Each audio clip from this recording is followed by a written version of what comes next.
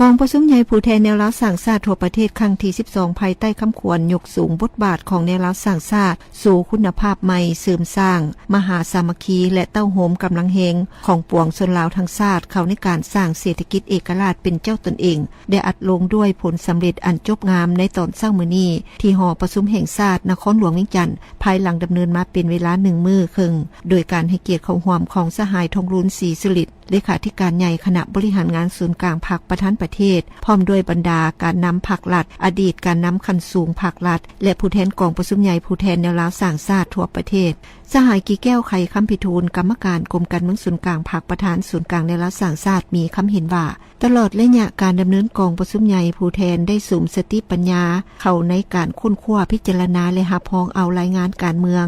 และการกำหนดทิศทางเวียกงานในต่อหน้าที่สอดคล้องกับมติกองประชุมใหญ่ผู้แทนทั่วประเทศครั้งที่12ของพรรคและแผนพัฒนาเศรษฐกิจสังคมแห่งชาติ5 ปีครั้งที่10เข้าสู่เวียกงานตัวจริงตามพระราชบทบาทและหน้าที่ของตน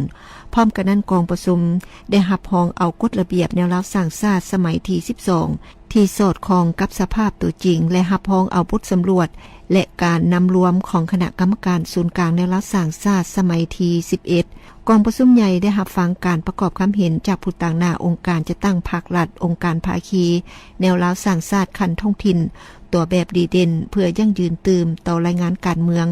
ซึ่งได้ยกให้เห็นบางบทเรียนที่ดีประสบการณ์ตัวจริงและบางตัวอย่างที่มีชีวิตชีวาของท้องถิ่นในกองประชุมใหญ่ครั้งนี้ได้เป็นเอกสารอย่างสมบูรณ์ในการพิจารณาและรับรองเอาคณะกรรมการศูนย์กลางในรัฐสร้างชาติสมัยที่12จำนวน250สหายหญิง55สหายพระสงฆ์20องค์กองประชุมครั้งปฐมฤกษ์ได้รับรองเอาคณะประจำศูนย์กลางแนวรัฐสร้างชาติสมัยที่12จำนวน11สหายหญิง3สหาย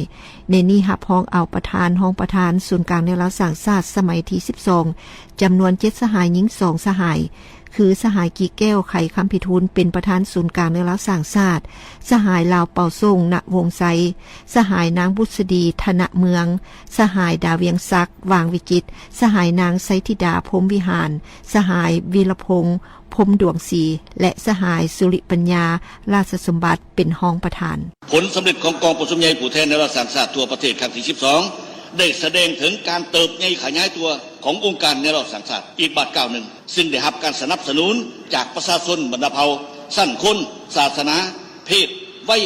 สังคมนับทั้งคนลาวอยู่ต่างประเทศและการประกอบส่วนอย่างตั้งหน้าของหลายภาคส่วนที่เอื้ออำนวยความสะดวกรอบด้านเป็นกองประชุมใหญ่แห่งมหาสามัคคีปรองดองและความเป็นปึกแผ่นแน่นหนาของปวงชนลาวทั้งชาติภายใต้การนำพาของพรรคประชาชนปฏิวัติลาวที่มีเกียรติสง่าเพื่อบรรลุคาดหมายที่บางใบดังนั้นให้คณะกรรมการศูนย์กลางในรัฐสร้างชาติครั้งที่12ขอให้คำมั่นสัญญาว่าจะสืบต่อเต้าโฮมมหาสามัคคีทั่วปวงชนลาวบรรดาเผ่าให้เป็นปึกแผ่นภายใต้การนำพาของพรรคเสิร์ชสู่จิตใจหักชาติมานจิตบุกเพิ่งตัวเองกุ้มตัวเองสร้างความเข้มแข็งโดยตัวเองแก้ไขความทุกข์ยากโดยเริ่มจากครอบครัวพร้อมกันสร้างสังคมให้เป็นสังคมที่มีประชาธิปไตยสามัคคีปรองดองมีความยุติธรรมและศรีวิไล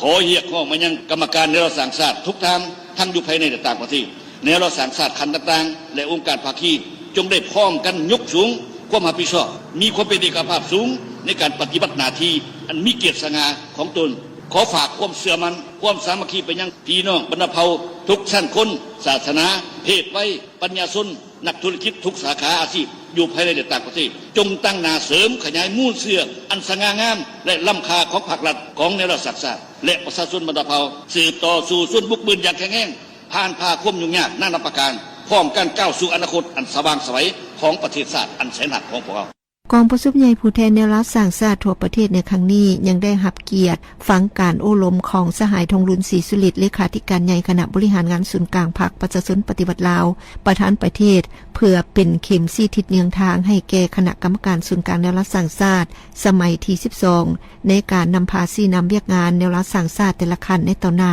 ให้มีประสิทธิผลดีขึ้น